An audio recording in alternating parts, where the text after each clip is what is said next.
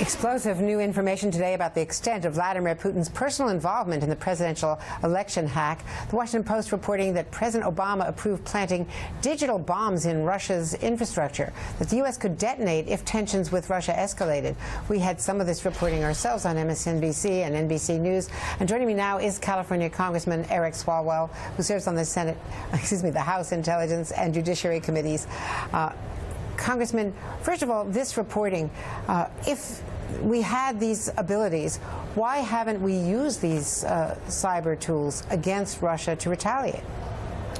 Good afternoon, Andrea. And it is a stirring read to go back and see just what Russia was doing. And, you know, my assessment, Andrea, is that there was smoke in the kitchen, and the response was to open the windows when we needed a fire extinguisher. And it was not just, you know, cyber tools that, you know, should be considered. It's also sanctions. But I think the president needed to go before the American people for an evening address behind the Resolute desk and explain exactly what Russia was doing, so that there was just a general awareness before people went to the polls.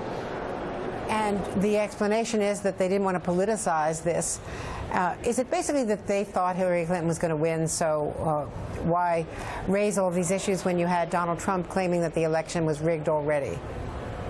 Donald Trump's claim that there was going to be voter fraud certainly complicated things, and I'm sure it was considered that you could be playing into that claim, that baseless claim, while you're talking about a legitimate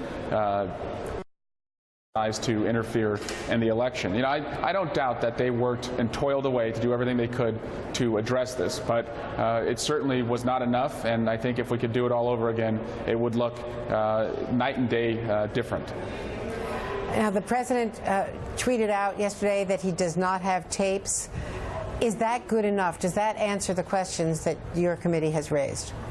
It certainly does not, because he's really screwed around with this question, and it took 41 days for us to find out just what the truth was. So now we're going to have to seek other sources and other witnesses to see if that is true. But Andrea, I think what is even more damaging here is that if there were no tapes, then why did he say it? And if he said it to try and intimidate James Comey, that certainly backfired, because James Comey came before the Senate not knowing himself whether there were tapes and provided testimony under oath. And so now his testimony is the only testimony that's on the record, and it's uncontradicted.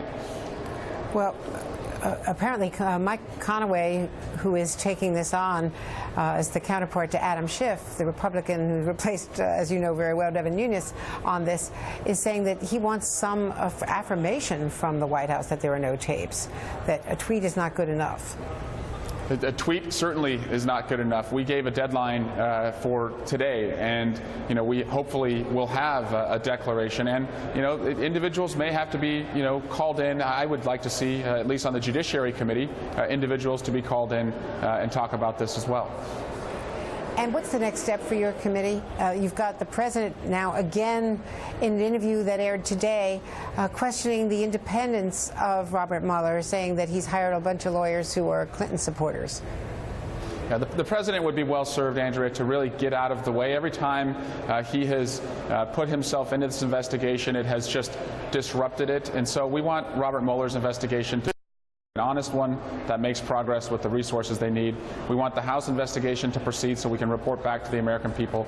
And also, Andrea, it was mentioned in that Washington Post story that an independent commission, as John Kerry advocated for, is still the best way to get to the bottom of this, to depoliticize it, declassify the facts, and debunk a lot of what the president has put out there. Then we need to get back to work for the American people, because this Russia mess has really brought this city to a halt. Eric Swalwell, thank you very much, Congressman. Have a great weekend. Thanks for coming on. My pleasure. You too. And we'll be right back.